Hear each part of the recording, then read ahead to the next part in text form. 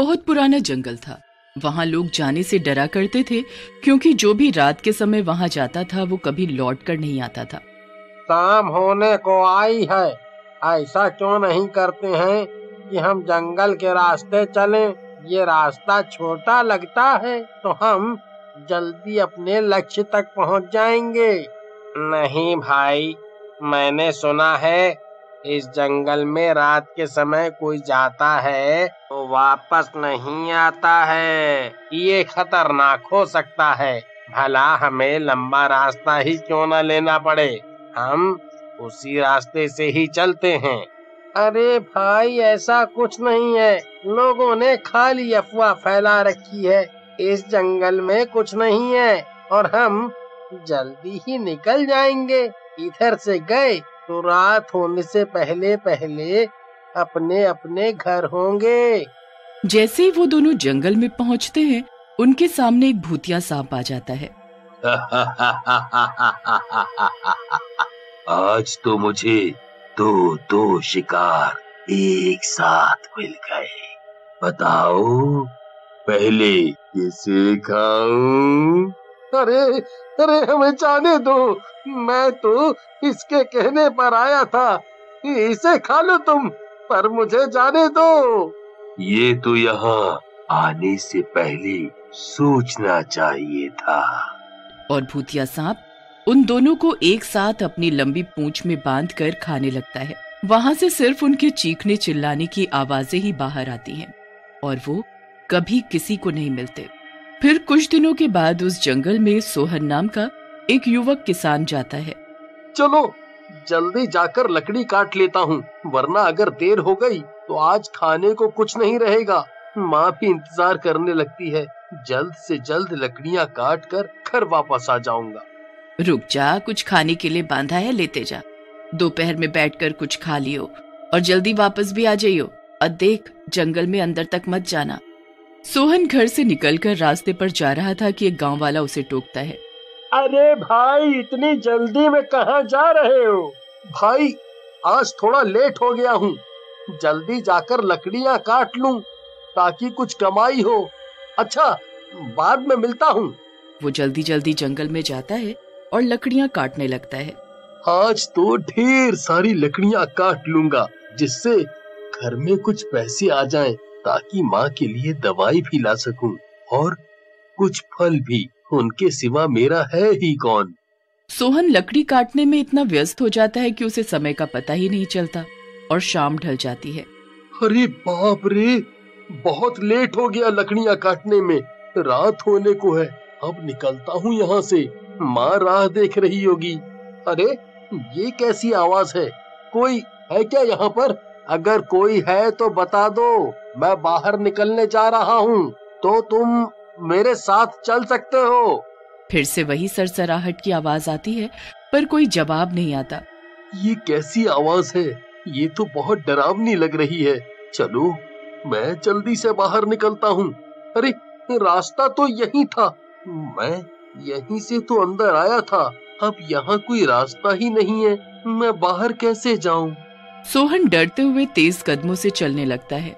रात हो जाती है, पर वो जंगल के बाहर नहीं निकल पाता। चलते चलते वो एक नदी के पास पहुंचता है, जिसके अंदर चांद का प्रतिबिंब दिख रहा था। सोहन उसी नदी में हाथ मुंह धोता है और दोपहर का खाना निकाल कर खाने बैठता है। तभी फिर से उसे सरसराहट की आवाज आती है। वो पलट कर देखता है तो हक्का बक्का रह जाता है।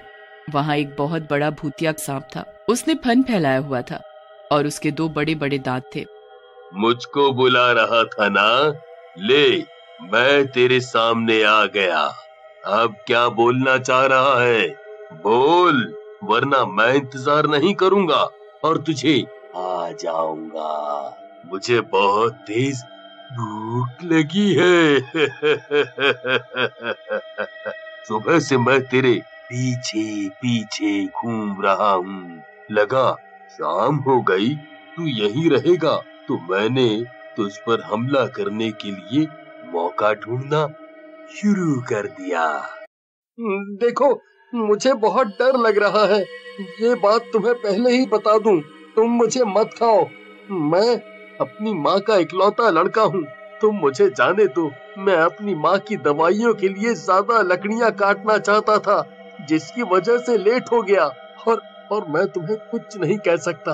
बस मैं अपनी माँ के पास जाना चाहता हूँ। अगर तुम्हें मेरी बात पर यकीन नहीं है तो तुम मुझे कल खा लेना, पर आज मुझे लकड़ियाँ लेकर मेरी माँ के पास जाने दो, ताकि मैं उसके लिए दवाइयाँ दे सकूं। मैं तुमसे वादा करता हूँ, मैं कल खुद आ जाऊंगा, पर बस मुझे आज के लिए यहाँ से जाने दो। मैं तुझ पर विश्वास कैसे करूं? मुझे तो अभी भूख लगी है, और यहाँ से जाने के बाद कोई वापस नहीं आता है, इतना तो मैं जानता ही हूँ। तुम्हारी बात पर मुझे यकीन नहीं है। मैं तुम्हें जाने नहीं दे सकता। अगर मैंने जाने दिया तो आज मैं भूखा ही रह जाऊंगा, और मुझे बहुत भूख लग रही है। मैं अपने वादे पर खरा उतरूंगा, और मैं कल सही वक्त पर तुम्हारे सामने आ जाऊंगा। फिर सोहन अपनी लकड़ियों का गट्ठर लेकर घर की ओर चल देता है। उसकी माँ दरवाजे पर ही टेक लगाए बैठी थी। इतनी देर कहाँ रह गया था, और इतनी सारी लकड़ियाँ? बस इसी को काटने में लेट हो गया माँ। इतनी लकड़ियों में तू कितने दिन घर चला पाएगी और दवाई ला पाएगी? इतनी में कम से कम 1 महीना तो चल ही जाएगा। पर तू ये क्यों पूछ रहा है? अरे मुझे तू कुछ परेशान लग रहा है, बोलना क्या बात है? माँ के पूछने पर सोहन सारी बात अपनी माँ को बता देता है। तुमने वादा किया है, पर एक बार भी ये नहीं सोचा कि तेरे जाने के बाद मेरा क्या होगा। सोहन की माँ जोर जोर से रोने लगती है। फिर सोहन जंगल जाता है। आप जी, आप कहाँ हैं? मैं आ गया हूँ, जैसा मैंने आपसे वादा किया था। वाह, तुम तो एक सच्चे आदमी निकले। तुम मेरा भोजन बनने के लिए आ गए। मुझे तो लगा मुझे खुद ही कष्ट उठाना पड़ेगा। आपसे वादा किया था तो मुझे तो आना ही था। आजकल कौन वादा रखता है अपना याद? तुम्हारी इस बात से मैं बहुत प्रसन्न हुआ। तुम मुझे बताओ कि तुम्हारी आखिरी इच्छा क्या है? अपने जीवन के अलावा तुम मुझसे कुछ भी मांग सकते हो।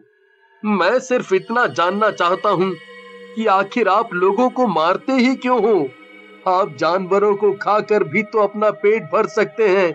मैं लोगों को शौक से नहीं मारता, पर ये तुम्हारी आखिरी इच्छा है कि मैं अपने बारे में तुम्हें बताऊं, इसलिए मैं तुम्हें बताता हूँ। मैं यहाँ का बहुत अमीर आदमी हुआ करता था। मेरे पास किसी चीज की कभी कोई कमी नहीं थी। नौकर चाकर मेरे आसपास घूमा करते थे, पर वो कहा जाता है ना कि ज्यादा दौलत किसी का भी दिमाग खराब कर सकती है।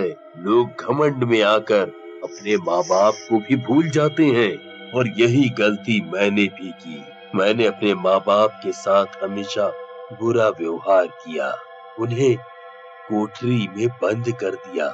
मेरी माँ एक तपस्वी औरत थी। माँ कभी किसी का बुरा नहीं चाहती, पर उन्होंने क्रोध में आकर मुझे एक श्राप दिया कि तुम हमेशा के लिए एक सांप बन जाओगे और लोग तुमसे दूर भागेंगे, कोई भी तुम्हारे निकट नहीं आएगा। मैं अपनी माँ से बहुत प्यार करता हूँ। मैं उनके अपमान के बारे में सोच भी नहीं सकता। तो तुम मुझे क्यों मारना चाहते हो? तुम्हारी परीक्षा ले रहा था मैं। तो क्या आप मुझे छोड़ देंगे? हाँ, जिसके सर पर उसकी माँ का आंचल हो, और जो अपनी माँ से इतना प्यार करता हो, आखिर उसे कोई कैसे मार सकता है? पर मैं हमेशा यहीं रहूंगा जब तक मुझे मुक्ति नहीं मिल जाती, और लोगों को इसी तरह मारता रहूंगा जो अपने माँ बाप से प्यार नहीं करते हैं। ये कहकर वो भूतिया सांप वहाँ से गायब हो गया। सांप के वहाँ से गायब होते ही वहाँ पर सोने का सिक्कों भरा मटका सोहन को मिला, जिसे लेकर वो घर आ गया और अपना जीवन अपनी माँ के साथ सुख में बिताने लगा।